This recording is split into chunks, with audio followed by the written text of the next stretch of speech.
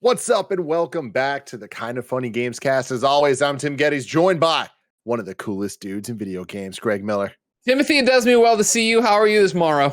I am fantastic this morrow, Sir Greg. How are you, new face of video games, Blessing Adeoye Jr.? I'm doing good, Tim. How are you doing? I'm doing great. And rounding out the crew for today, the Nitro Rifle himself. We heard that he's 2/3 through Elden Ring and he can't wait to keep going. Andy Cortez. Good evening, foul tarnished.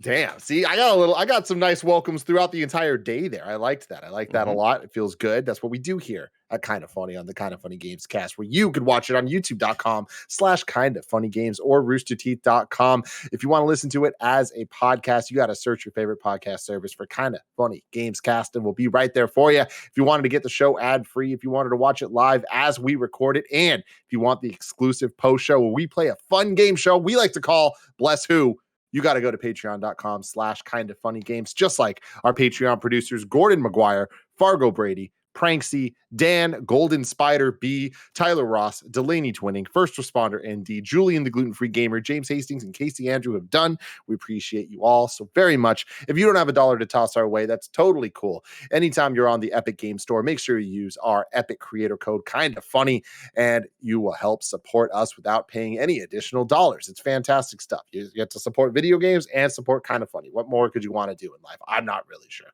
Some housekeeping for you. Speaking of Dan, Golden Spider, B, I just want to say I haven't laughed harder in a long time than seeing Andy and Bless play Elden Ring and seeing a hand spider come at Blessing and him losing his mind. I didn't know you had that type of energy in you. I didn't know either, Tim. I've been talking about this a lot with Andy specifically, that like From Software has a way of creating new fears that I didn't know I had. And they've done it with Bloodborne before, where like I see some spider shit and I'm like, oh shit, I didn't realize I was scared of spiders this much. When I saw the hand spiders in Elden Ring, legit, like I saw them during the review period. I got to the manor. It's called Karia Manor, where you walk in and there's these giant spiders for people who are unaware, right? Who like, and they're not spiders, right? They're giant hands that have spider-like movements and have way too many digits, right? Like, Tim, you know how hands usually have like, I don't know, 4 or 5 fingers? These things have like 20, and like they're gigantic. They drop down and they run at you. And I saw that during the review period when I was playing by myself, and I was like, no, I'm not doing this. I'm not playing this. I'm just gonna leave this for later, maybe when I'm on a stream or something. And so yeah, me and Andy finally got back around to doing that on the stream, and I don't know what it is. I don't know what activates, but I have like a physiological reaction to these things. Oh yeah, we saw. Yeah. Now, first off, I appreciate the use of digits. Like that was the moment in the video where I was like, Bless is having an out of body experience right now. Where even his mind isn't working correctly. This motherfucker just dropped the word digits to explain fingers, which physiological. I love it so much. And then here you just see him being pulled back. I love it. You got to check out our TikTok. Go check out at Kinda Funny Games. We also post it to our Twitter and Instagram and all that. Your social media platform of choice will be right there, including our YouTube pages. You can get them on youtube.com/kindafunny or Kinda Funny Games in shorts format, depending on what channel you prefer. Why not both? That's what I always say. That thing was great. And then in addition to that, there was one other housekeeping thing I wanted to say. Oh, Samoa Joe is hosting Kinda Funny Games Daily on Thursday. That is utterly incredible, and I'm so excited. And that's another funny video, not edited or anything, but just Greg tweeted a clip out of me reacting to Greg Miller live on Kinda Funny Games Daily, calling legendary wrestler Samoa Joe, casually talking to him and then inviting him to be a host on Games Daily. So I can't wait to see that happen. So for the record, you said that's not that will be a TikTok. I hit up Raj today. I was like, hey, I had asked for this a while ago and I didn't know if you had a chance to do it. He's like, I'm actually waiting. I'm going to have him be on the show and then do one super edit of it. I'm like, that makes sense. So that's awesome. Fear not, TikTok folks. You will see it eventually. That's hilarious. Yeah, it was going back really quickly to that Elden Ring thing, Tim. We experienced a lot of fear with Bless. We got through a lot of trouble, and we were able to sort of face our fears. Still come out on the other side of it a bit scared, but, you know, more brave, I think, than when we entered. And then later on, I think Bless was going to stream on his personal Twitch channel, Blessing Jr., and he texted me, hey, I'm about to go into Volcano Manor. Are there any spider hand things there? And it was one of those, it was a text that I saw. I was napping, so I didn't see until super late. And there aren't any hand spiders there in Volcano Manor. There are around Volcano Manor. On the way to it, yes. Yeah, that's what fucked me up is that like Miyazaki knows what he's doing because like it's like they have maps scattered around the world where like you can pick up a map and that'll fill in what the texture of the world is when you boot up your actual map. And so like the one map marker that you can pick up near there has a spider or has like a hand spider that is camping out on it. To where as soon as you walk up on it, over a hill a spider will come through, and I'm like, oh fuck, and that happened to me, and I was like, dude, if these things are in there, Andy, I don't know if I'm beating this game. Tim, in that area that Bless was scared in the video you saw, so there's the little small ones, and there's that big one that you saw in the one that attacked him, and there are other ones scattered throughout there in that manor area, in the grounds area, and they're not always visible, but sometimes when they are, their fingernails are sticking out of the ground. Oh no! Yeah, no. And so like you might be walking bad. and you just see like pointy fingernails in the ground. You're like, "What's that?" And you walk up to it, and boom, it just like jumps out, leaps at you. Oh, it's really gross stuff. It's gross stuff. Great game. Oh my god, gotta love it. Today we're brought to you by Upstart, Express VPN, Chime, and Babbel, but we'll tell you about that later because what is that, boys? Review season. It carries on. We're gonna do a full review of WWE 2K22 in just a second. But before we get there, you guys actually got to do a little fun. I don't know if you call it a preview, but a fun opportunity for Tiny Tina's Wonderlands. That's right. Greg? That's right, Tim. Yeah, so we did sponsored content with 2K, but not sponsored in the way, we talked to you about the game. Sponsored that for the first time in forever, they invited us to the studio, which I guess makes it sound like they don't invite us places. I mean, there's been a global pandemic and we haven't done anything in person in a long time. They had hit me up because obviously we did the Borderlands show for them, and they were looking for a foursome to come up and show off their brand new end game for Tiny Tina's Wonderlands, the Chaos Chamber. So myself, Blessing Adeoye Jr., Janet Garcia, and Andrea Renee from What's Good Games went up to 2K Novato a couple weeks ago and got to be in person, which is crazy because I had never met Janet before. That was my first time meeting Janet in person. That's wild. Even though I've worked with her for how long now? And then I hadn't seen Andrea in a work sense in forever. And then Blessing, I hadn't seen in a while, but I feel like we talk enough. You know what I mean? Did he tell everybody yet that I forced him into watching Batman v Superman this weekend? He was like, I'll never watch that movie. And then one text later, I got him locked in. Greg is diabolical. Greg was fucking with me yesterday. I'm not watching Batman v Superman, to be clear. But like last night, watch the extended edition. It's not bad. Thank you, Andy. No, it was the thing where yesterday during PS Love You, we were talking, right? And the show starts and we're talking about like movies that are too long because we're talking about God of War coming to the big screen. And I was like, oh man, I'd like to see a God of War movie that's like 3 hours long. And I was like, actually not 3 hours long because 3 hours is too long for a movie. And of course, that was coming off of me watching Batman, which is 3 hours long, and me feeling like 3 hours long is too long for the Batman. To which Greg then DMs me mid-show an Amazon link to Batman v Superman Ultimate Edition. Oh yeah. And I was like, Greg, I'm never watching the Ultimate Edition of Batman v Superman. You couldn't pay me to watch the Ultimate Edition. You should. Superman. At some point in your life, you should. Thank you. Because Batman v Superman the original is real bad. Fight. Yeah. But then like later on in the evening, I get a random text from Greg of like the Amazon link to Batman v Superman Ultimate Edition, to which I respond, Greg, I'll prefer for the Riddler to be real and for him to discover that I forged my parents' signature in 8th grade or some shit than to watch Batman v Superman Ultimate Edition.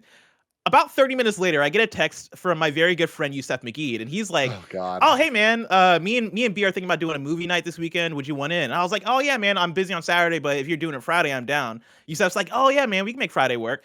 And then Yusef texts me like minutes later and was like, "Hey, like we're feeling hot off of watching the Batman movie. We're thinking about doing Batman v Superman Ultimate Edition." To which I read that, I text him back, and I'm like, "Did Greg put you up to this?" And Yusef's like, "What do you mean?" And I'm like, Greg's been joking with me the whole day about Batman v Superman Ultimate Edition. Like, did he put you up to this? And he's like, "Oh man, that's funny. No, like we just really want to watch Batman v Superman." So I was like, "All right, I guess I'll watch schemer, the master schemer." And like, I didn't know I didn't know what to do in this situation because like I had just told Greg that like nothing could be done to make me watch this fucking movie. Right. The homies hit me up, and I was like, I guess I'll like. I really love Yusef and Belinda. I love hanging out with them. You already agreed to watch a movie. Like you can't back out and be like, "No, I don't like that movie. Never mind." Yeah. Yeah, exactly. I made the commitment. So I was like, all right, yeah, I guess I'll do it. to then like Greg, I forget exactly what happened. I think I texted Greg and I was like, "Hey man, just so you know, Yusef is texting me and it looks like I'm watching Batman v Superman." I wake up this morning, Yusef texts me and is like, "Nah, man, I'm joking. Greg did put me up to this. We're not watching Batman v Superman." I was like, "What the fuck, man? What the Yusef fuck?" flipped on you so hard. My text message exchange went like this: "Hey, help me out and fuck." This is out of the blue. "Hey, help me out and fuck with Bless." He just goes, "Gladly. What are you thinking?" Like, that's what you need in a friend. He's like, "I don't care. I'm in. Let's roll. Where are we going? Climb in the car. We're going after Bless." Oh my God. Tina's Incredible. Wonderlands. So yeah, they put out a thing today announcing Chaos Chamber, which is the end game mode for the game. And so they had hit us up and were like, "Hey, do you want to just come up here and play the game? Just come up and play the game. And we need people playing it. And since you guys are local and we love working with you, we'd love to have you do it. And then you tweet about it or whatever if you liked it." And we're like, "Sure, of course." So we ran up there and we played it, and I had a great time with it. Obviously, I'm a fan of Borderlands. I think that goes without saying. You've heard many a Borderlands story from Greg Miller in the run-up to Borderlands 3, let alone getting Borderlands 3 and then doing the Borderlands show with Fran long after the launch of the game, and continue to go through all the DLC and stuff to that regard. So Tiny Tina's Wonderlands has been on my, I'm going to play that. I'm looking forward to that. But I haven't gone over the moon for it, nor have I gone out of my way to look at things outside of what we get when we do the showcases or something like at E3 where Gearbox did their presentation, which was awful. But the Tiny Tina stuff was interesting, right? And so this was my first time really getting into the world, because even with Borderlands 2, I hadn't done the Assault on Dragon Keep, which is the DLC that kind of spawns this. Because if you're unfamiliar in this game, what's happening is Tiny Tina is running basically a D&D game, right? She's running bunkers and badasses, and you're playing through that. So it's Borderlands, but it's a mythical Borderlands in the storybook, right? Still a lot of butt stallions and stuff like that, but there are classes, there are mages and things like of that nature. So this is my first time jumping in, and I was surprised how much it isn't Borderlands 3. Like, and I know there's a an undercurrent today at the announcement of this, which is its first real look, where people are like, I think even in my comments about it on my Twitter, just like, "So is this just a reskin Borderlands 3?" And I saw somebody coming back like in a more public thing, be like, "That's really offensive. Like, is Borderlands 3 a reskin Borderlands 2 kind of thing?" Like, I wasn't somewhere saying, "Oh man, what a cheap thing they're doing here." I expected this to be different, but I'm not shocked. I'm surprised by how different it is and how it doesn't. It's clearly Borderlands inspired. Clearly, it's Borderlands as you play it, but it's not me going through being like, "I recognize that asset. I recognize that asset. I know what I'm doing here. I know what I'm doing there."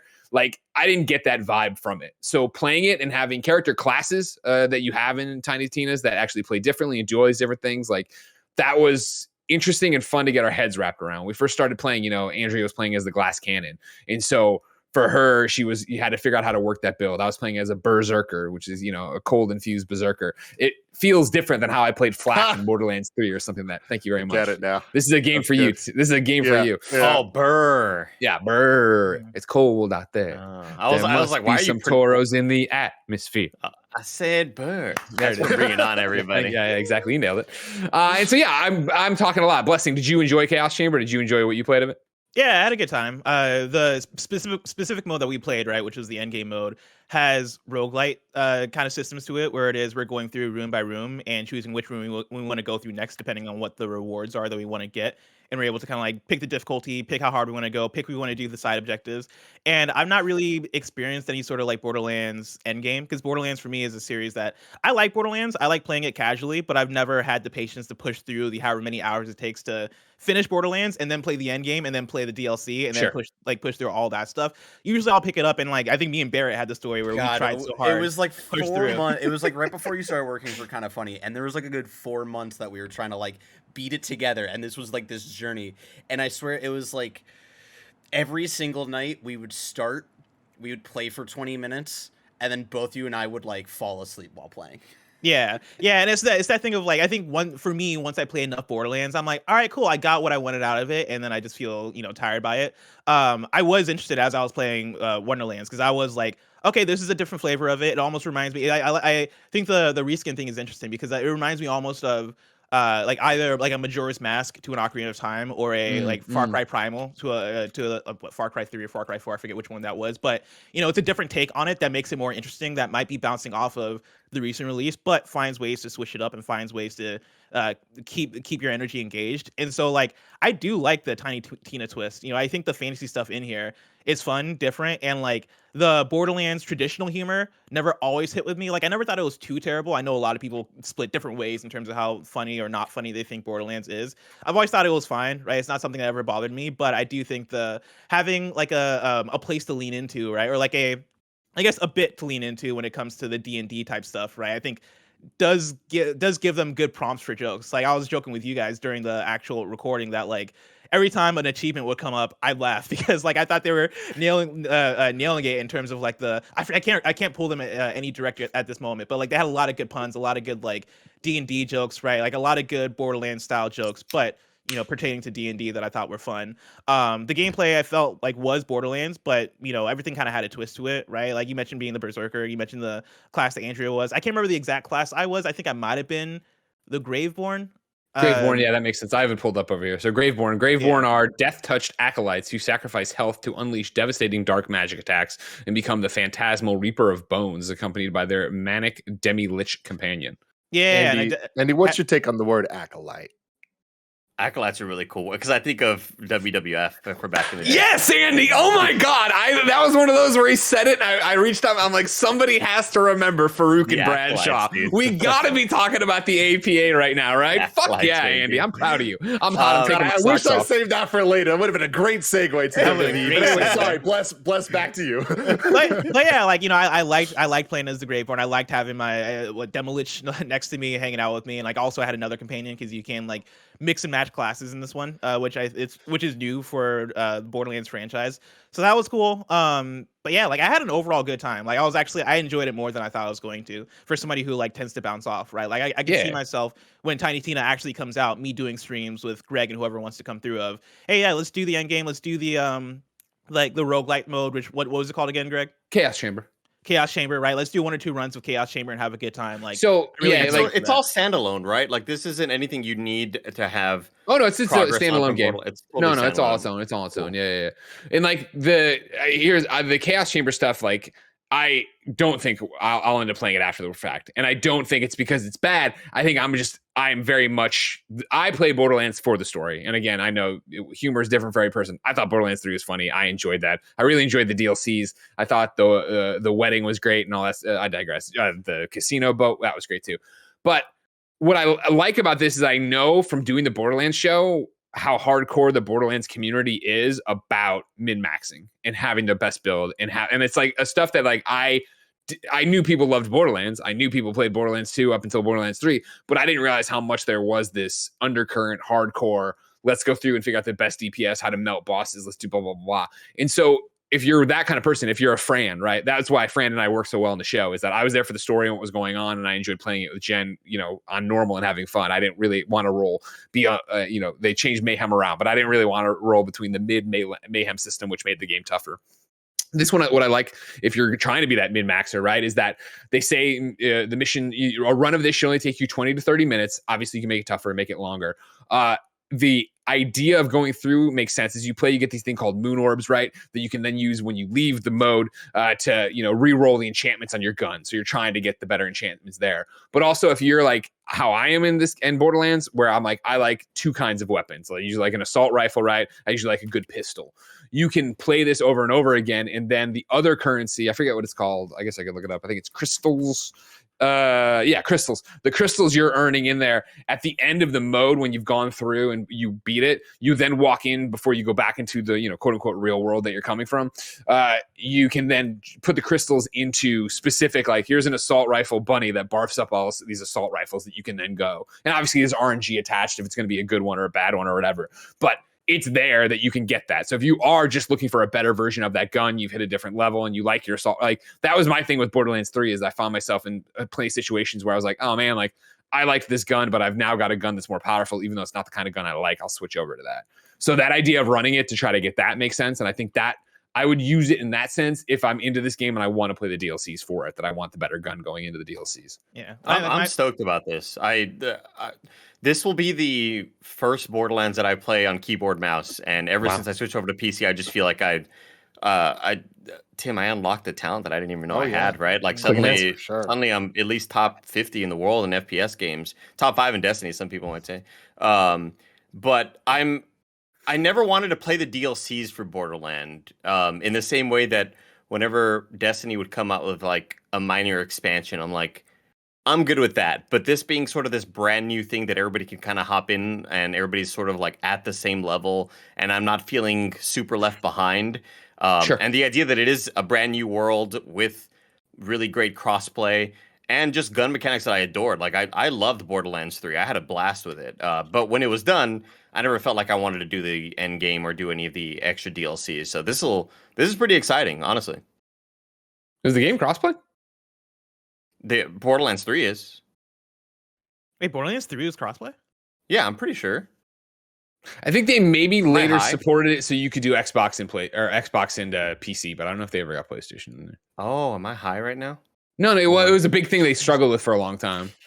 Yes, Borderlands 3 is cross-platform between Xbox One, Xbox Series S and X, Mac, PC, and Stadia. Ooh, but not PlayStation. Not PlayStation. Oh, come on. Yeah, it's about. I'm on the GameHouse.com. They say since Tiny Tina's Wonderlands crossplay functionality will not likely be supported, at least on the initial release.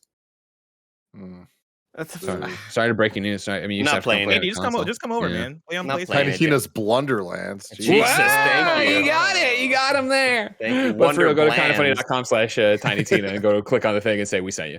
But I had fun. I had fun playing it. And it's like, again, I think for me, what it was, oh man, I'm really going to enjoy playing the real game, the base game, not necessarily the end game. Maybe I will, maybe I won't, but I'm usually not the grind it out, go run the boss again and again and again. What I did like was the taste of Will Arnett. Will Arnett, we already knew was in the game. Oh, that's right. Getting to hear from him inside the game world, I was like, oh, that's gonna be fucking good. That's gonna be fun. How to was have him Andy through the whole Samberg? thing. I don't think I heard him. Andy Samberg. Andy Samberg. This is Tiny Tina's Wonderlands, and I'm Andy Samberg. Yeah, I think it's different enough, Tim, from Borderlands 3, and I'm excited to play it. Hell yeah. There you go. Moving on now. WWE 2K22. They took a year off to fix all the problems. Did they, Greg? Let's start here, ladies and gentlemen. WWE 2K 2022. I have been looking forward to this for a while. As Tim brings it up, maybe you don't know. Maybe you're like, I really want to hear the Elden Ring talk. I'll suffer through some wrestling, and I appreciate that if it's you. Remember, of course, what had happened. For WWE 2K20, the people who made the game quit and went to work on an AEW game. So 2K's Visual Concepts like, we can do this on our own, and they could not do it. It was a trash fire, full of bugs, full of problems, eviscerated online, memes all over the place, clips all over the place.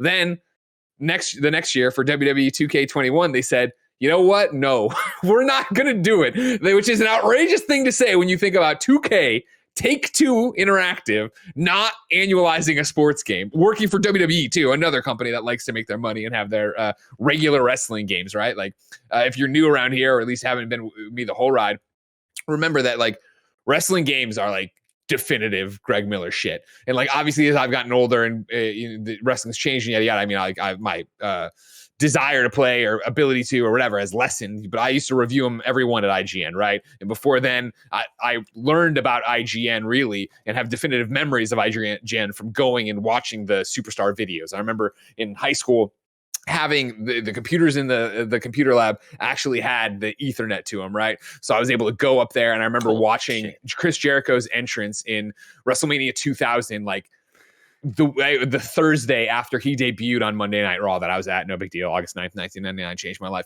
But being able to watch that there and be like on IGN, be like, this is the future. Blessing Eddie Jr. Greg, were you the type to go online and look up the formulas to design different wrestlers? The wrestlers 100% here in the game. 100%. Are you kidding me? Of course I was. Yeah, and this goes all the way back through, my entire history. Colonel from KFC, right? Of course, you had to have the Colonel from KFC.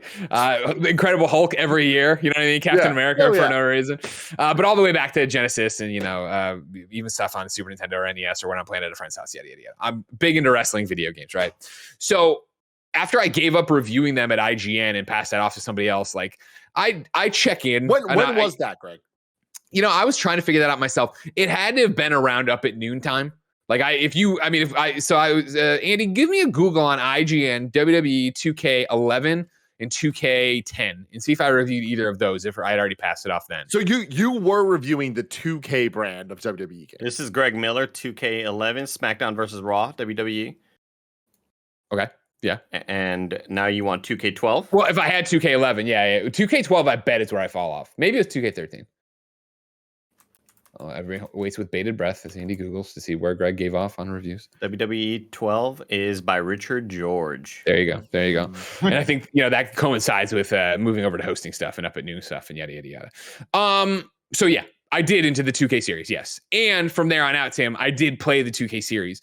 I would say I never played them as deeply as when I reviewed them. And then I would say if you want to, going through the looking glass there and being more of a fan with them, never like I did when I was a kid. And I think part of that speaks to quality of what the games were compared to a No Mercy, compared to a Warzone or something like that. And I know I'm being fast and loose with like WWF attitude or whatever, but I digress. I play a lot of wrestling games.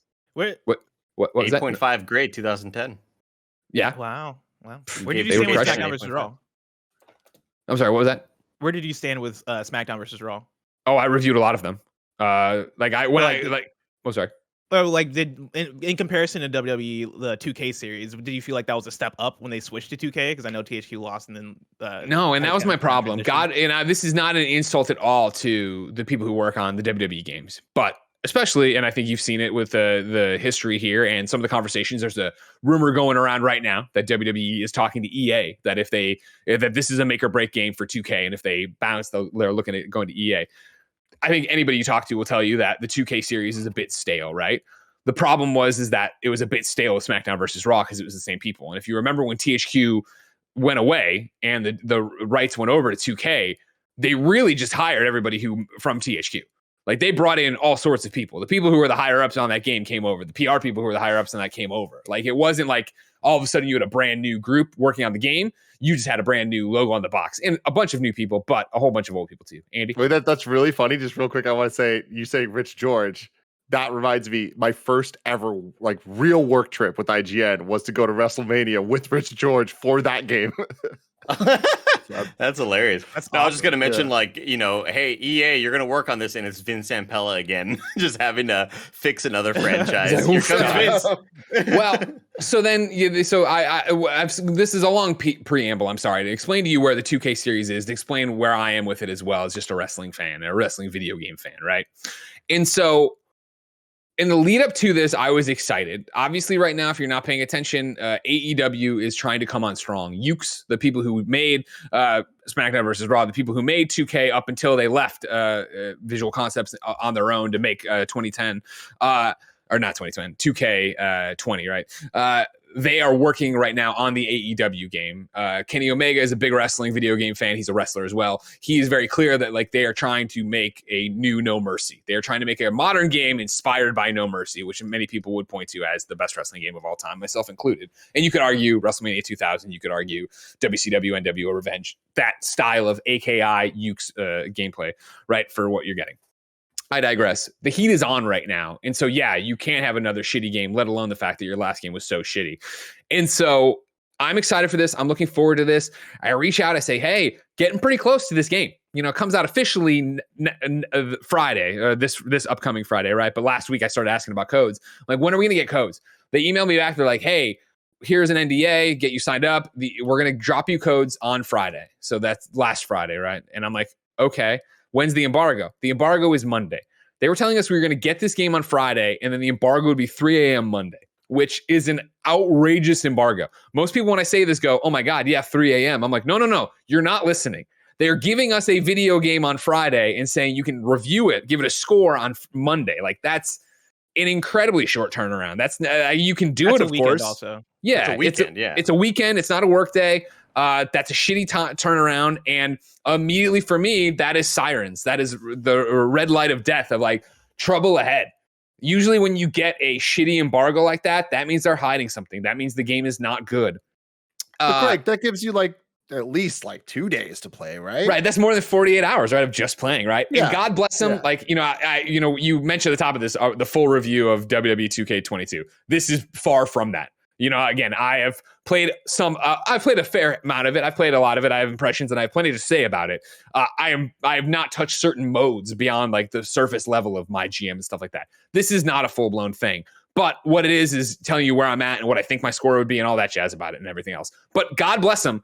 There are the people out there that I've already seen that I follow on Twitter. They're like, I've been awake for 26 hours. You know what I mean? That they were just like gung-ho. They were going to play through everything they could and get up as many videos as they could and do all the different things, talk about it. Like a Greg Miller in 2007 would have as well. But of course, he would have been, living in an apartment with 3 other people and he would have had nobody, not a baby to worry about. You know what I mean?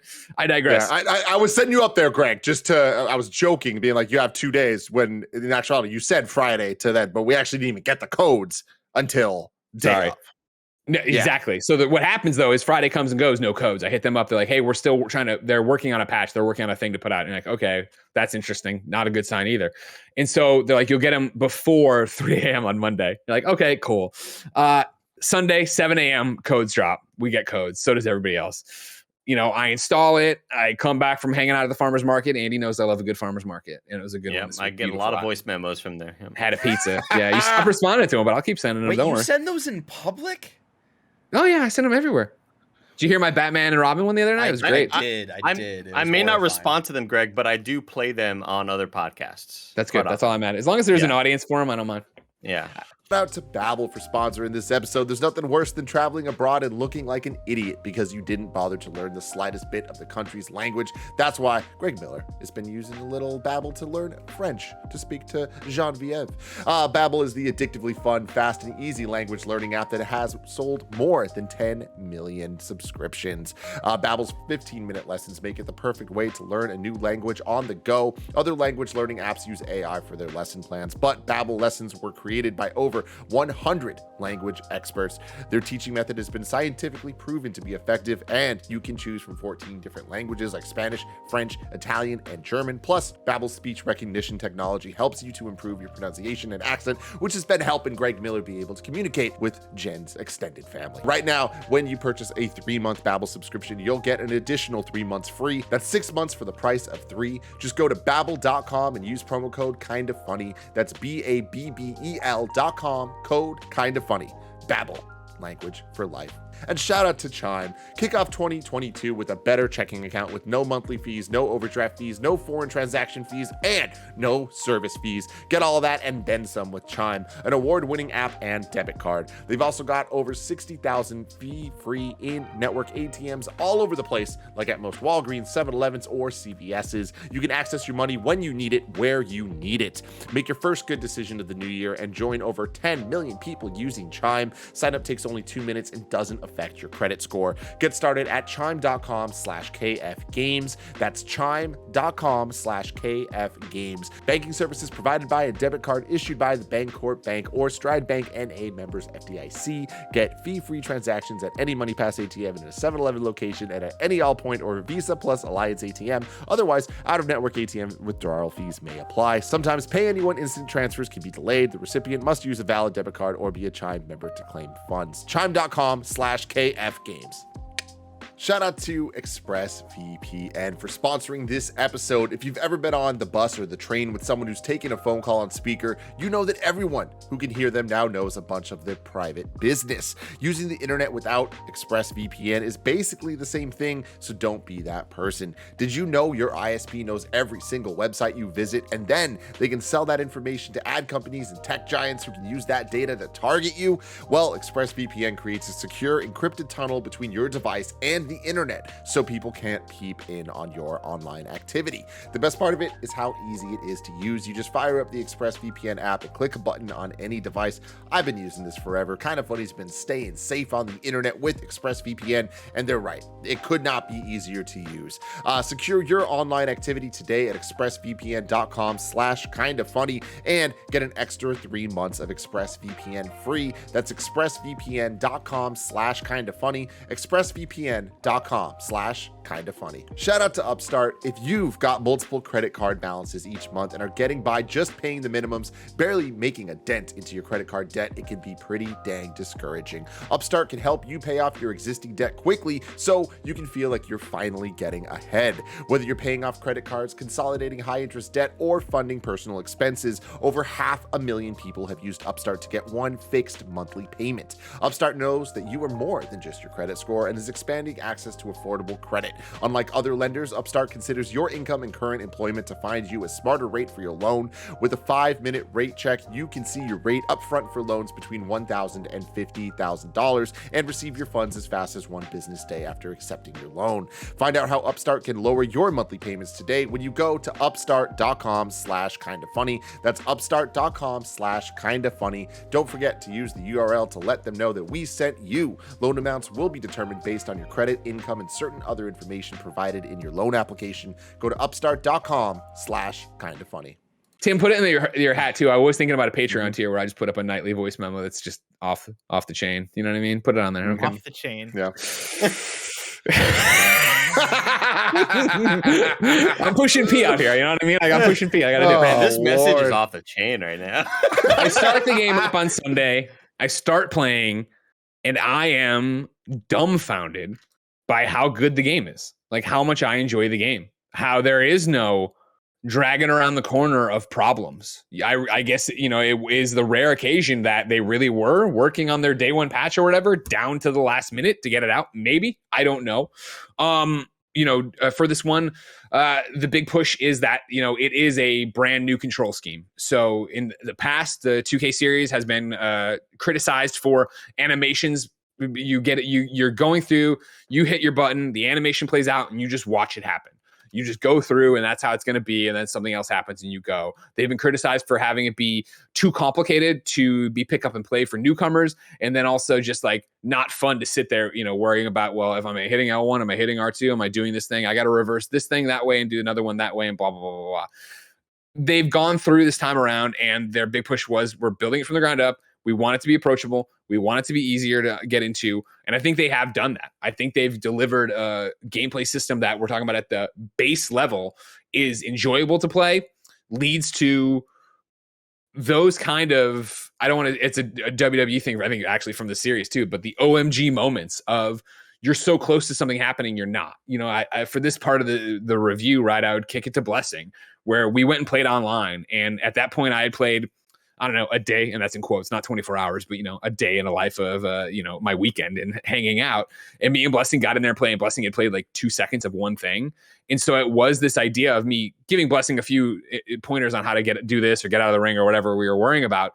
But we had a match that was sweaty, palm inducing. Yeah. It didn't feel like you were dominating, right? I felt like I was competent enough with the controls to know, okay, X is heavy, square is light, and triangle is counter for the most part, right? Like being able to keep up with that was enough for me to go, all right, cool. Like let me wait for the reversal here. Let me try and read Greg's moves here, and like we had a pretty good back and forth where I was pinning you at points. You were pinning me more of the time. Like you were winning for the most part, but it wasn't always a given that you were going to absolutely dominate me. And I feel like it does come back to that thing that, like, you know, I've read it in the articles too of them talking about what they want this next game to be. And it often is a thing of, we want it to be an approachable fighting game. We want it to be something that if you're starting from ground zero, you can still have fun and play. And for me, coming into this game from ground zero, having not played a wrestling game for over a decade, because my last wrestling game would have been SmackDown vs. Raw 2008. And like, you know, the control scheme's completely changed, right? So I'm not able to apply that skill to this game. Feeling like I'm coming in at ground zero, I felt like I was keeping up fairly decently. Can I? Can you switch like light and heavy to the souls? Do I have a dash and a parry? What's going on there? Hold on, let me you check. You kind of actually do. Like not so much the dash and parry necessarily, but like there is more of like a dodge. And then the light and heavy, I'm pretty sure you can remap to whatever. I don't think you can. I'm here on controls. I don't really? See where you could. Yeah. Visceral attack, stick your hand in their chest. There is a dodge roll, and like a counter is kind of a parry, and so I think that there is everything you want there. Andy. Perfect. And yeah, Barret has it up there. He just took it. I'm sorry. If you want to toss it back up there, Barret, like they made a big point in their trailers to show this control scheme, right? And you look at it, and it does look No Mercy-esque, where you're looking at like we're talking about light attack, heavy attack, grab. Like that's all you really need to understand. And I think that the fact they're showcasing that shows they know the audience they're going to, that they're trying to get in nerds who are lapsed wrestling fans, people who are just looking for a fun game to play. And I think this succeeds as that. Again, I'm going to back you out here. And if you want to go to the thing, right, gone through everything all the way through super intently, yada, yada, yada. But one of the things they're talking about, these are the main modes if you're watching right now, right? There's Showcase, where you play as Rey Mysterio in his greatest matches. And I say greatest matches, I'm using air quotes on that because, of course, most of his greatest matches are with people who aren't in the game. So they have to cherry pick great matches Rey Mysterio's had with the actual roster that's available in the game. Let me stop you right there because I want to pop in. I've played for maybe like 2 hours, and I don't think I'm on the exact same page as you guys, where this is one of the least approachable games I have ever played. And I think that's more just the amount of modes and the amount of things they're yelling at you, and like trying to figure out how combo based it is. And it's like some of it works more like Tekken, where some of it works more like No Mercy or whatever. I was very overwhelmed by it all. And a couple of the modes wasn't really vibing with, and you'll get to those in a sec. But Showcase mode is fucking awesome. That was the thing that like once I kind of like settled like the just like overwhelmedness down, I was like, I'm just going to focus on this. You're going through some of Rey Mysterio's biggest moments, like you were just saying there, Greg, that sure, maybe not the biggest, but like it's all live action documentary style interview footage of Rey Mysterio talking about his journey through WWE or through wrestling really, and talking about the matches. Then you play the match and you have objectives as you're playing through it that they want you to kind of reenact moments from that match in between the gameplay of just fighting them. And when you do it correctly, it will transition into actual footage from the match. So when you see like instead of a canned video game animation, I can show you real quick. It transitions in, and I am so blown away by how cool it is. Like, it is such a great thing. And also Rey Mysterio is just such a dope dude with such a great story that I'm very, very impressed with this, and I'm 100% sticking with it. Halloween Havoc. Yeah, they're using stuff, but again, like this is the stuff I love of it, right? And this is again, as always, it starts with the WWE logo, right? Then, now, forever, and going through that, and that's again, the games that have succeeded in the past are the ones that are able to embrace the past while celebrating the present and elevating the product.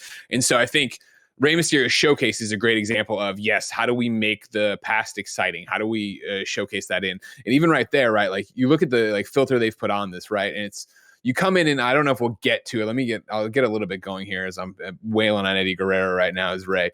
But hold on, start with the light combo. Yeah, so they get my combo going. Eventually, it will transition from while we're playing, right? It'll go from what we're playing in the game it'll transition into that archival footage again. So it's like it's doing a great job of letting you play the documentary almost. I'm gonna let Eddie get out of there. Once you get to the next sort of like memorable moment where maybe you get on the turnbuckle and then something happens. Yeah, exactly. And that's why it's doing the whole thing of telling you to go through and stay on him and get all this stuff. But I stunned him because I'm just too damn good. Yeah, this might not be the best. It's gonna happen, but this might not be the best example with the obstacle here. Yeah, there we go. But as you go through and you play through and they talk about it, and then they cut to the footage from what's happening in game engine. It's so fucking cool, man. And for me, most of the ones I was doing, it's like the objective that you kind of see pop up in the top left when you're in the actual gameplay. It's a little bit more concrete than that one was. I think that was a little more vague of just kind of wail on him until something happens. But like, it'll be like, get him in this turnbuckle or in the top left turnbuckle or whatever. And then you do that, and then it cuts to it. It's like, it's so impressive. And I do think that it's a testament to the camera work even in 2K22. That's a hard thing to say. We just call it 2022. Yeah, exactly. Or 2K. Yeah. Where it's a bit more dynamic than it has been in the past, so it is able to kind of seamlessly transition into the archival footage and not feel goofy as hell. Like, I feel like I'm very, very impressed with the showcase mode. Yeah. Showcase mode was the first thing I checked out too, and like I think Greg mentioned them reaching back into the history of WWE and embracing that, and that was something I did not expect for this game because again, like not playing a WWE game in a long time, and also not really keeping up and watching the WWE for a long time. Going into this game, I was like, okay, I'm excited to play this, but I don't know if this is gonna have anything for me. And when I saw the Rey Mysterio Showcase mode, and I saw like how they're going through the history of Rey Mysterio, who like no matter if you've been into wrestling, right? Like there are so many points of entry for you to like love Rey Mysterio or have seen his matches. And so for me, it was like the mid 2000s stuff with Eddie Guerrero, where I was like, oh holy shit, okay, like I've been playing this game for 10 minutes, I'm already feeling something, which is really cool. Yeah, and I think It's interesting here, Tim. You thought it wasn't approachable. Did you play the other 2K games when they were more like R1? And I'm talking out my ass in which the actual buttons were. Everybody who wants to attack me. R1 blocks strikes. L1 blocks grapples. Marry that the right way. So I played a couple of them. I've never been into the 2K games. Like I gave like the last wrestling game that I really enjoyed was probably besides what was that one that was like not Battlegrounds but the Battlegrounds before Battlegrounds? All Stars. All Stars. I had fun with that. It wasn't that great, but like I had fun with it at least. Sure. But before that, it was the SmackDown versus Raw era of games. But there's just something about this that's probably standard to a lot of people that play things like NBA 2K games, where just the amount of modes and the amount of my this and my that and whatever, and like interesting the cards NBA systems 2K. and all that. It's like there's just a lot of shit where I'm like I don't even know, like, where's the career mode? Like, what? Just let me play the game. Like, I don't know what I'm supposed to do. And then everything I'd click into felt like I did the right thing. And then I just felt like bombarded with tutorial stuff that left me almost more confused than I was trying to be. And until I realized, like, oh, this is not the mode I want to be in. Like, starting up my GM mode, and you hear Stephanie kind of going through all this stuff. The presentation was really cool. But then once I got into the actual content, I was like, oh, this is not what I expected it based on what I know of GM mode. Granted, from a decade ago's video games, but I'm like, which has been on for a while too, by the way. GM mode. That's one of the reasons people are stoked that it's back. But it just is not it though. Like it's a very, very different thing here. I'm like, okay, that's fine. And then I started up what My Rise, I guess it is, which is like what's actual the career. And within 5 minutes of that, I was like, oh no, like this feels so PS2 era storytelling of you're like follow around like, hey, it's my first day here. What are we doing? I'm like, who wrote this? Like, what is going on? So that's why, like, going to the showcase mode, I was like, okay, this feels like the presentation and gameplay kind of matches up a bit more because, like, it kind of just feels like there's a lot of stuff that isn't up to par. I've seen so far. I had that same feeling when I hopped into My Rise. Like, I think kind of what you're talking about, Tim, is kind of it feels very sports gamey in a way where I feel like sports games traditionally have like just a splatter of here's a bunch of different things you can hop into. Like there's a manager, here's like the card unlockable mode. Here's the showcase that is celebrating a certain sports star, right? Like it doesn't really present anything as the main way to play. But yeah, for me, like I did hop into My Rise and I think I let it go for 5 minutes and it was in that opening cutscene where I was like, no, I'm not doing this because this does feel very janky and like the acting doesn't feel there. And it reminds me of YouTube videos I'd see of NBA 2K of the same thing. Jake from State Farm. Yeah, like it's Jake from State Farm. Or no, like it's way worse than that, dude. I'm thinking like, Tim, you're finally experiencing what I experienced in NBA 2K14, 2K15, where Eric Gordon, NBA player, is kind of like the guy who's like, hey, I'm here to mentor the rookie. But it's just, I think they got like 7 NBA stars to just read from a script. And it's, hey, man, you're here on the new team. And when you come into this place, like it's like you could tell like where the sentence and page, where the page was turned and shit. Like it was really bad stuff back in the day. It had that energy, but like it seemed like an actor who was there was just like, hey, you know what? I'm here. I'm getting a call though, so I can't be with you right now. I'm like, this is like atrociously bad. And it sucks because going to the main tutorial, like the first tutorial when you boot up the game, was what's his name? Is it Riddle or something? No, it's not. Riddle was the Gulak or whatever his name is. Yeah. Like he's kind of like teaching you the game and stuff. I feel like that at least it's a little corny, but like at least it was presented well, and it's like okay, this fits the tone of the game. Whereas My Rise feels like I can't imagine anybody finding enjoyment out of it so far. But did you play any of that, Greg? Oh yeah, I really like it. Oh really? Yeah. Hell yeah. Okay. I mean, it's totally that thing of everything you're saying is right. And especially the woman you talk to right at the very launch of it, where she's like, I'm getting a phone call or whatever, blah, blah. Barret, stay on me for a second. Because I have more of my Rise stuff in here. What I didn't know what to expect out of My Rise, right?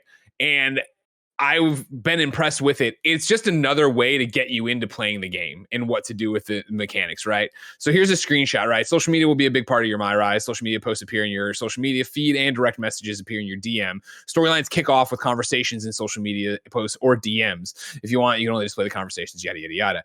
It's the idea of playing these, right, that you go through and have this conversation with someone in your DMs. Then there's decision branches that are going to make you face or heel, right? You get to go through. It's all just a wrapping to get you to keep playing. But I like the idea of starting at the Performance Center, Road Dogg is your coach or whatever. Then at some point he brings in Shawn Michaels. Shawn Michaels is there. There was a conversation about which was the better DX. So X-Pac comes to town and they take me on their side because I chose to go with them. I said, you guys were the better DX. I get to go wrestle with them against Shawn Michael and his dude or whatever. Like, it's this idea. And then they do this thing too. This is a terrible thing of it, but like they find a way to, even when you're in the performance mode, make you go wrestle the greats, the old folks. You'll have a conversation with somebody and be like, Road Dogg was like, I want you to go home tonight and envision, wrestling a great superstar and try to learn something from that. And you got to pick. I got challenged by somebody, to go think about fighting Andre the Giant. Here on this one, right, I had already made it to the Raw roster. And, when you start the mode, when you start My Rise, you have to pick your backstory. When you pick your backstory, it then influences how people talk to you, how you talk. It's what your angle is when you start at the Performance Center. And so there was this conversation, Titus O'Neil's been breathing down my neck ever since the Performance Center. He's upset because I'm claiming to be the best, former pro football player. So Mandy Rose for the big game, in quotes, halftime heat. They bring back halftime heat, and they're like, you're all the former, folks at Raw who were football players are going to do a battle royale and stuff. And it's interesting. Like, it's a nice way to see matches go. If it obviously, this is one of those that's taking wrestling seriously and acting like the fights are happening in real. There's, my GM doesn't, as you go through and book your card that way and figure stuff out like that. Universe doesn't to an extent. Like, I appreciate the wrapping here. I appreciate this stupid side quest that I've put up here, where basically the wrestler Otis ate all of catering. So now if I want to, I can go whip his ass. And if I win, I'll get 15 upgrade points to go put into my character attributes, right? I'll get more fans because it's counting how many fans you have at any point, and it gives you a tribute bonus for arm power. On top of that, as you go through and play this, it's unlocking, new arenas. Hold on. No. Yeah. I'm not letting beat you go. Otis's ass. Bring that back up though, because we need to read this. I fucking love it. I just love the blah blah blah at the end of it. Just don't take it out on Otis, okay? I heard he was hungry. Could have happened to anyone. Make Otis think twice about his late night stacking. And that's the thing, is like the quests like that obviously are tongue-in-cheek and know what they're doing. You, Tim, are 100% correct that like the woman you talk to at the Performance Center's acting is terrible. And I think even your guy in that scene was bad. I remember in the same way of you being like, ugh. I feel like he gets better later on as we go through with other stuff. And I don't know if that's just being around him the whole time. Don't get me wrong. He's not Oscar winning in any stretch of the imagination. I retweeted somebody today who's, let me see if I can find it time.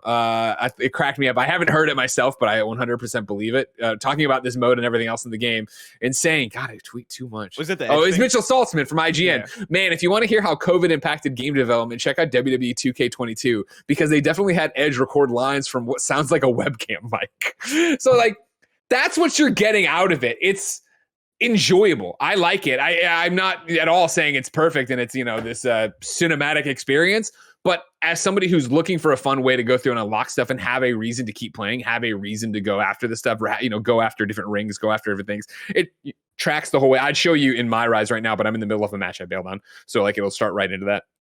It has, you keep track of the storylines. Eventually you're going to be able to hop between factions, but like, it was admittedly cool when, my stupid Performance Center, they're like, all right, the GMs are coming. If you can impress them, maybe they'll, ask you to go up. And like, I chose the hardest match against Drew McIntyre. I won. And then it was like, all right, cool. I could go talk to William Regal, Mandy, etc. And I could decide what show I wanted. They all made offers. So I go to Raw, right? And that was a cool thing to go to Raw and have that moment. And then in the same way, like, I'm spoiling the storyline for everybody. Sorry. The United States champion. The United States champion and me got into an angle. It started on social media where I talk shit. I took the high road because, of course, you can be face or heel. We went and had the match.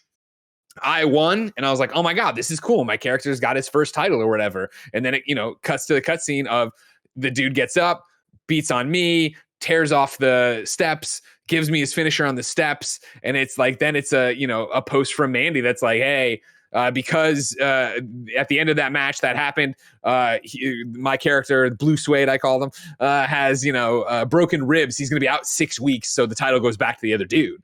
And then I confront Mandy about it. I'm like, what the fuck or whatever. She's like, listen, you're fucked up and you got to go back to Performance Center and you got to rehab. And I was like, oh yeah, that's actually interesting. I like that. Again, it's exactly what we're talking about.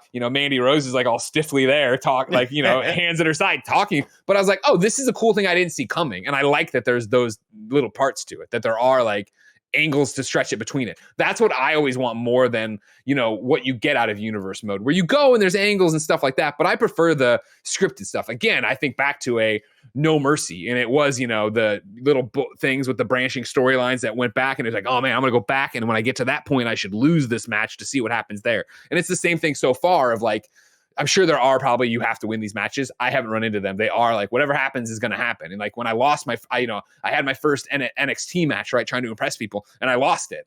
And there was a condolence in my DMs from one of the wrestlers who I don't know, and it was just like, hey man, I lost my first NXT match too. It happens, blah blah blah. And I was like, that's interesting. That's cool. It's again, for the showcase to celebrate Rey Mysterio's career, my rise to incorporate social media and DMs and have feuds and angles start that way, I think is neat. Mm-hmm. So gameplay wise, going back to that, like the core of it, like, do you think that this is a very strong foundation that they can kind of build on? Earlier, you were saying that like if this one doesn't hit, EA might get it. Where do you think that conversation lands? I think this puts them in a sticky situation because I think that 2K has not done excellent with WWE for quite some time. And we can go to 2020 when we're talking about 2K20. We can also talk about Battlegrounds, which was a fart in the wind. Nobody cared about that game, and it was like, oh well, does WWE want shitty games? I imagine no. And they want money, of course, but they want the shit to be good, especially when AEW is coming for them and trying to actually make something interesting here. So I think this is a strong foundation. I think this is a game that I am enjoying playing, and I'm enjoying learning, and I'm enjoying I saw Jeff Gershman tweet about man, I'm playing 2K 2022 or 22, and I feel like I'm watching animations play out and not being interactive with it. I'm not having that, and I haven't had the chance to actually talk to Jeff about it. I had that feeling when I played previous WWE games where you missed the reversal in the front of the move, and now I'm just watching it happen.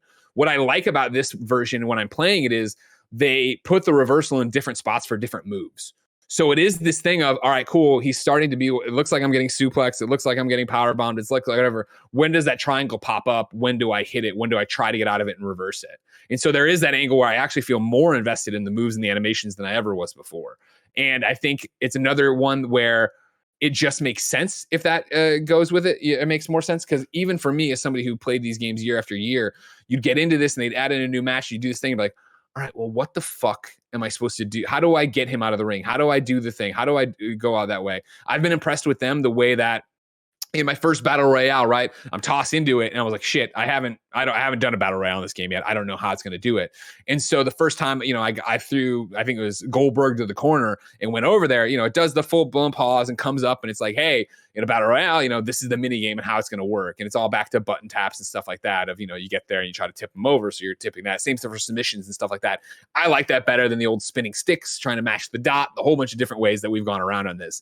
And it was get them to the ropes and do it. Even something in a non-battle royale to figure out, to grapple and then R1 to pick somebody up and walk them to the ropes and throw them out of the ring that way. Like, I feel like right now the controls are simple enough that I'm not getting into situations where I'm trying to do something going, I don't remember how to do that. My first ladder match, you know what I mean? Like, pick up the ladder, put it down, get to the top, and then it is like, cool, reach, and then, do the mini game there, try to get there. Like, I feel like the game is making, I always talk about, what a great interviewer Aaron Andrews is, right? And when I do that, I always reference the Richard Sherman post-game interview where him and Crabtree got into it. Andy, you remember this, right? Of course. And he's super fired up and he's coming off, and Aaron Andrews goes over, they ask him a bunch of stuff, and Richard Sherman totally blows past anything she's saying. And he's just like, they want to come for our legs. That's what he wants to do this. And he wants to, and I remember watching on a plane, and I had just gotten there late, and I'm like, who? And Aaron Andrews goes, who? And he goes, Crabtree. And I was like, that's when Aaron Andrews is a great reporter. Because so many people would step up and get in that situation and they would keep on their line of questioning. They wouldn't stop what they're doing to actually interact with what's going on there. I think that applies to this game because when I get to the corner and I want to do something, I'm able to do it. Somebody played that in a play test. A developer sat there and said, this should just work. You should get to a certain situation and you should be able to figure out without bringing up the pause screen. The only thing I had to bring up a pause screen to ever figure out, or actually I couldn't find on the pause screen, I just figured out on my own, was how to pick somebody up off the mat. That was it. And eventually I stumbled into it because it's just up on the right stick. Easy enough. But everything else I feel like I've run into in these modes so far has been great about it and has been interesting about it. And I enjoy the way they explain stuff, even like my first Hell in the Cell match, and you turn off tips, obviously, but the tips pop up your first time you do anything. And it being, you get tossed out of the ring by Undertaker, and it explains, all right, hold on now, it's smaller, so your moves are going to do this. If you get to the corner, you can whip people out this way and break through that way. So yeah, I'm having fun with it. I think the reversal system, the stamina system they're using, the same, hurt people's body parts, make them weak. The blood, I guess, appears at different spots depending on where you get hit. I was doing an Iron Man match with Samoa Joe. I was Samoa Joe, of course. But I was taking some damage to the face, and my face started to swell up and get red and stuff. And it's like, it is those little touches, and I'm like, damn, this is good. It's the normal shit of if you want to come in there and do the normal, man.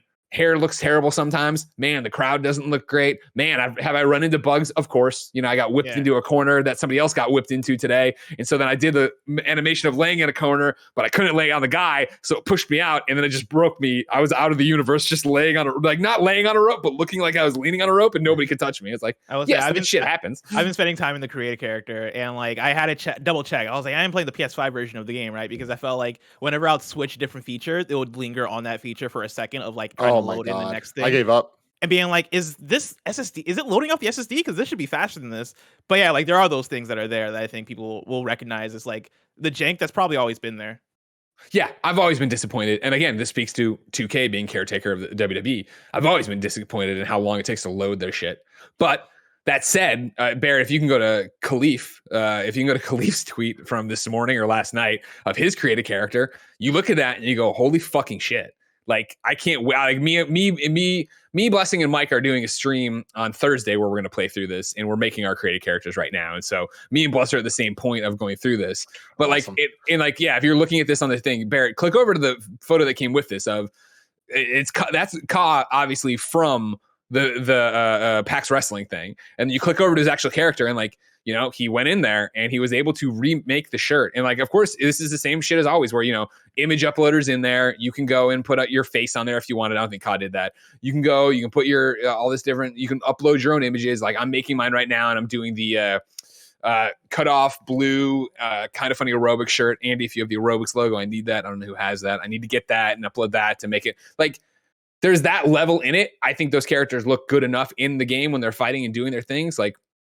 There's a lot to love here, and there's a lot that makes me want to keep playing. We didn't talk about my faction, which is I wanted to shout that out because Marvel Ultimate, Madden Ultimate Team, FIFA Ultimate Team. Yeah, go ahead. Yeah, that was the one where when we were talking about My Rise, right? That was the one where I played a little bit of My Rise. I hopped out because I was like, okay, I'm not feeling this, and then I hopped into my faction, and I was like, I do feel this a lot. It is, like you mentioned, right? It's like FIFA Ultimate Team, where I've never cared about FIFA Ultimate Team because I'm not super invested in soccer or football that way.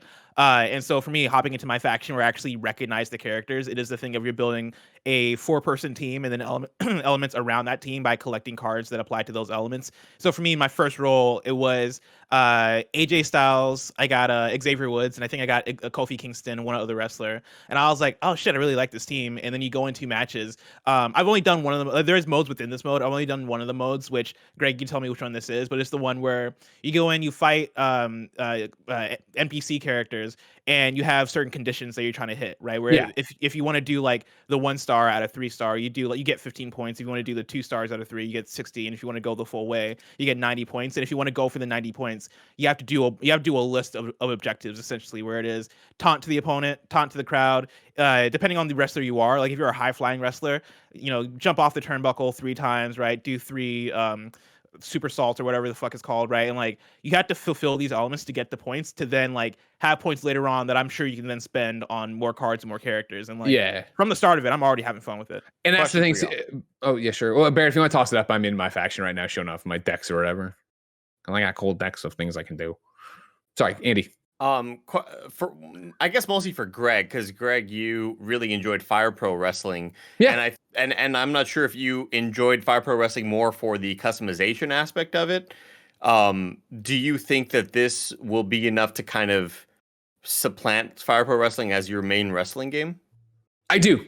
I think that, I think Fire Pro Wrestling is an incredible game. I think it's got a great creator suite, which obviously people got behind and made a lot of cool shit in. But for me, the gameplay of Fire Pro was never 100% my jam. Like, it was incredibly timing based, listen for the foot to hit the table. That's when you put in your button prompts and stuff like that. And it has that more, not basic, but like older school feel and look to it, right?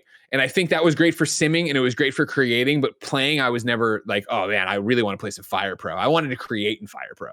Whereas what I love about what we're talking about right now, and especially for what Bless just said, right, is like, I feel like even if you don't like my GM isn't my kind of thing, where it's like it's not unlimited GM, it's not forever GM, it's you for 15 weeks versus another opponent, either AI or a human controlled thing, where you draft your team, you draft your rosters, and then you plan your matches and you try to earn more money to then make cooler matches and get hire in free agents and stuff. I get why people like that. That's not what I'm in for. I want to play the game, and I think my faction with the cards and the decks and like give me a reason to come in and play whenever I want to. I'm not so much about collecting the whole deck, but having a reason to play is great. Same thing right now for the career mode I'm going through. But then Andy, I do think that even right now, I'll get over here to creations and jump into online's struggling right now. Of course, it's still early access and technical, but like I went in there earlier today to look at what's already been uploaded from first blush. And it's the same thing that you'd want, right? Like, oh man, that CM Punk looks great. That Sting looks great. There's a classic Kane. Like, it's what I liked so much about Fire Pro, because Fire Pro was, we're going to have every rare. And the fact that I think you can make a Khalif look so good speaks to when this gets out to everybody and the creators come through what they're going to create. And it is that idea of like, I've talked about this on the stream with Blessing when we were getting ready for this. And it was just in the middle of, I think, a random ass stream, Metal Gear, where it wasn't even that, right? Like, I had hit up Tim so excited at the end of my paternity leave, where I was like, I have a great idea. When I come back, I want to do KFW. I want to do KindaFunny Wrestling. I'm going to create all of us in Fire Pro. I'm going to make all the ring aprons. I'm going to make the title. I'm going to do the whole thing. Then on my stream days, not every time, but maybe every time, we run Monday Night Raws, we lead to a pay-per-view. I'll have, we can get everybody their costumes so Andy can cut promos and everybody can do their thing. We can edit it together and have a whole thing. Yeah. And Tim's like, that's great. Let's get, a real logo treatment and all this stuff. And I was like, yeah, awesome. And then like 2 days later, Aaron Porter, our friend from Rooster Teeth, tweeted out like, hey, Achievement Hunter Wrestling is coming back. And I looked into it. I'm not ripping you off. I'm like, oh no, like I totally get that. No big deal, blah, blah, blah, blah. And so I was like, great. And then we sent our lawyers after all of them. Aaron, oh God, no, Andy. Then Aaron put out this video and I looked at it and I'm like, she is doing like my dream version of this. Like, I was going to do the half-ass KindaFunny. I build it all in front of you. The plane takes off with no wheels, but by the time we get in the air, I'll have a wing for you. Like, she had everybody in their costumes. Like a whole crew. They're all, I know, they're a live action. They have an announcer table. They're doing all this shit. And I was like, this is so incredible. And so I was like, I'm pausing this until I'm in a different place with it. But right now, nobody was excited about Fire Pro. You know what I mean? None of us were sitting around being like, oh yeah, let's all go play Fire Pro with Greg or whatever. I do think the creation tools here and what we're able to go through are going to be exciting. I do think it's going to be fun to play with each other for a while and actually do some stuff there and maybe come back to, not all the time, but here and there and have some fun with it. Like, I'm stoked to play this with you guys. I'm stoked to make all of us in there and go through and do it. And that's what, like Thursday stream is, me, Blessing and Mike going out there. And what are we going to do? Yeah, I'm excited to see how it goes. Hell yeah. Did you, I just went to the bathroom. Did you give it a score so far? No, I mean, so far, like, I think, mileage varies, obviously. I think, what do you want out of a wrestling game? What are you looking out of a wrestling game? Like I said, for me, my GM isn't my shtick. The universe has never been it either for me. They like to just keep on playing kind of thing. I like my Rise a lot. I like my faction a lot. I like having an option to do that. But I think for me personally, at the core, the gameplay is great. And so, like, I would say at this point, it's a 4 out of 5. Like, there could be, something else falls apart down the line or whatever. But as I look through creations, as I look through this, like, this is for me better than okay. And I can't believe I'm saying that. I didn't expect that at all, based on the history of the 2K games as of late, based on the late arrival of the code for embargo and stuff like that. Yeah, I think this is a great wrestling game so far. And when I say that and why I'm so passionate about it and why I'm not emphatic about it, but like I am like, this is a great game, is the fact that I'm going to keep playing this. I think as you look back at the other 2K games that I did not review, what would happen with them is that they would get a Friday and Saturday out of me, and that'd be the end of it. I would run through and I would do like, you know, the superstar or the basically showcase mode that was in the past or whatever, you know, relive some great WrestleMania moments or whatever, and then, you know, do a rock bottom and kind of be like, all right, cool. It's still the same gameplay and I don't really want to do that. Like, I want to do this. I want to experience this. I'm my hope for the stream on Thursday is going to be that I can convince some Iron Man matches and see if we can actually go and do like an hour-long match and just have two exhausted, bloodied characters that are just like pinning each other off of roll-ups, and like that would be incredible. And like I'm excited for those kind of moments. Commercial in the middle of Exactly. Yeah, everyone's just laying there winded and stuff, right? Like that's what I'm stoked about for it. And that's the thing is I'm stoked to keep playing it, which I have not said about a WWE game in quite some time. Andy, I really like that. We should figure out a way to do the thing where it cuts as the commercial the picture in picture. Oh my God, yes, please. I love it. Oh, that's great. Well, hey, I'm so happy you're enjoying it that much, Greg. Before we end the show, I did want to check in with Barret Courtney, who beat a game called A Musical Story last week. Barret, what'd you think about that? Yeah, I finally was able to get pulled away from Elden Ring, which it's tough to do. Yeah, it's tough to do. There was a night where my PS5 was at my desk and not at the TV, so I was like, all right, perfect excuse. Let's sit down and play this game in bed. And I thought it was great. Hold on, I gotta reset some things here. Because I just want to show off some gameplay. If y'all forget, I think this was shown off. I forget. I think like opening night live, I think is where this trailer is from. And it really struck us because it's like this very artsy music game that is telling the story kind of like through this music you're playing as this character here. And he kind of like, he's in the hospital and he's reliving his memories, and there's not really any dialogue or even any text to read. You're getting the story and kind of a vibe of, you know, the settings for each scene that you're playing through the music itself. And yeah, sat down. It's like a good 2.5 hour to 3 hour game. And the more I sit with it, the more I really like it. I think the story, when it wrapped up for me, it was one of those I didn't expect it to go in the places that it went. Meaning to say that like there's one aspect of like your character that's introduced about like a third of the way through. This game deals heavily with like addiction essentially, and I wasn't expecting that to be kind of like the core of what the story was. And so that was like really interesting. We're like walking away, I was like, huh, that's not where like I expected things to go. That's not where I expected things to end. But the more that I think about it, right, like going back to gameplay here, I want to like bring up actually like what you're doing throughout this game. Where you'll have this circle and there's kind of like circular notes that are representing like an instrument that you gotta like kind of play like at the same time as an instrument is playing and stuff like that. And when you actually do it correctly, a memory will unlock, or part of a memory will unlock. Sometimes you're doing like in one scene you're doing like 6 or 7 instruments like back to back to back, and like unlocking certain moments in your character's memory. And it just reminds me like how much like I love music, and like how much of like my life was used. I use music for expression, even though I was just like percussion and stuff like that. Like have it like, even though no one really speaks in this game, the conversations that like you could hear with different instruments back and forth, like the call and response kind of stuff, I think is really, really cool. I don't think the story is anything special, but I think just like the art style is really cool. And I think just like the way they deliver the story is so unique. And I think like for anybody who wants to, you know, pick up a $15 game, I think it's only like $5 on iOS. I think what Janet's been saying. I think it's an absolute like great evening, almost like you want to sit down and kind of like watch like a weird kind of like movie, you know. I really like the soundtrack. It's a tearjerker. There are moments where you're like, there's no part where I was like devastated, like walking away from moments and stuff like that. But there are definitely heavy moments where you're, God damn, that hits in certain ways. And there are definitely moments throughout you're like, oh wow, I did not expect this kind of emotional punch in certain things. And you know, that's what I was like really impressed by as well. Yeah, and just the music, even though it's like the story seems to be very like inspired by Jimi Hendrix, and there's even a little bit of that, like the music definitely Jimi Hendrix inspired.